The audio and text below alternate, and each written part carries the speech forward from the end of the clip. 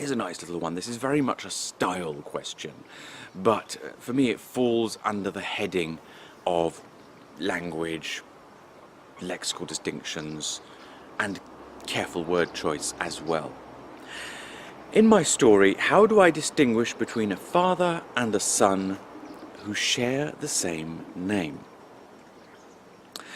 I have a set of rules for authors on how to name characters and how to name places in fantasy and in science fiction stories that you can read on my blog, link in the description below.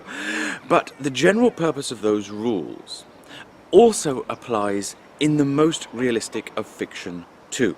Readers mustn't be distracted or confused unnecessarily. You mustn't create difficulties for them, especially ones that are easily avoided.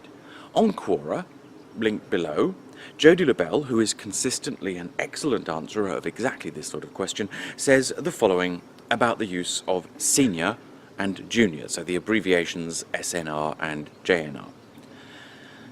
This is what Jodie LaBelle says, so I'm going to read it off here. I can't do the voice, sorry.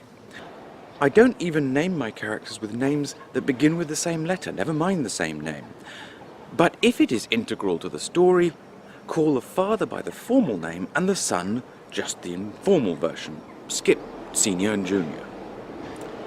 Speaking for myself, I will totally throw the book at you if you have characters whose names are similar in the story, but confusion over who is not integral to the plot.